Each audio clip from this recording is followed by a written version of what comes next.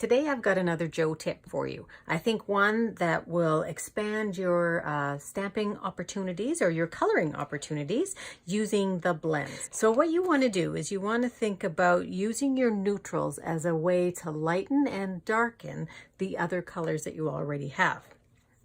So I got this idea by watching Meg Davies and just seeing what she had to do. So this is my light. So I'm just going to lay down my light so that you can see what the color is.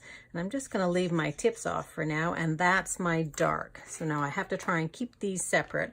But now I'm going to go in and I'm going to first of all use my light gray granite. And I'm going to lay that down. And I'm not using a very firm touch right now. And then I'm going to go in with my light.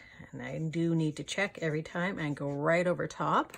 And we're going to wait for these just to dry a little bit. But you can see probably immediately that you get a little variation in color tone. And as we go up in color, I want to use my brush end again. This is my dark gray granite. So it's a little bit darker, which is a beautiful color. It's more of a brownish tone gray. This is my light again. Put that right over top. And my dark. So can you see the differences in the colors? So there's my gray that has a brown tone. Now I'm going to go into my crumb cake. And my crumb cake is very light. So this is much more brown, a little bit more of a yellow brown here. And this is my light, I think. Yes, it is. So there's my light over top. And there's my dark over top. And my dark.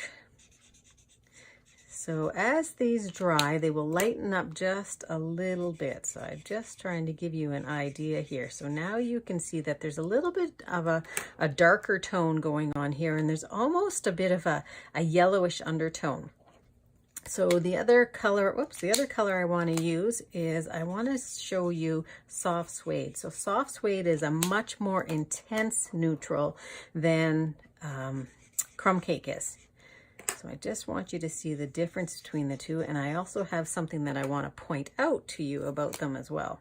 So here it is. This is the dark, and that is really quite dark. So what I did find is when I was going over top of the dark is the darker toned went over the darker tones a lot better, and the lighter tones went over the lighter tones a lot better. But you can just see the difference in the color. At least I'm hoping you can see the difference in the color, and you've just created another 6 different color tones that you can use with your light marker. And then the darker ones don't pick up as much of the light color, you'll notice, as they do the dark. So this really has some brown undertones to it. So I want to show you what it looks like also without neutral. So I did it with petal pink. So I've got some petal pink here, which was an interesting color. I just pulled that one out because it was so light, and really not too much difference between on the dark, but a little bit on the light. And then So Saffron. So this quite yellow showing through, almost a greeny tone. That's my dark. I mixed these ones. That's my dark and my light. And then Pumpkin Pie as well. So here you can really see how the dark underneath really, it shows up. It comes a different color, but you really are going to see a lot of the color underneath. So similar to this guy. So a couple things. Dark works better with dark. Example, soft suede and peacock. The dark is a little bit better.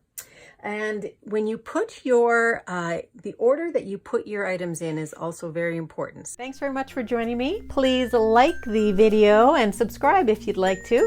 Also join my email list where you can get exclusive ideas from me every week. Thanks very much. Have a great paper crafting day.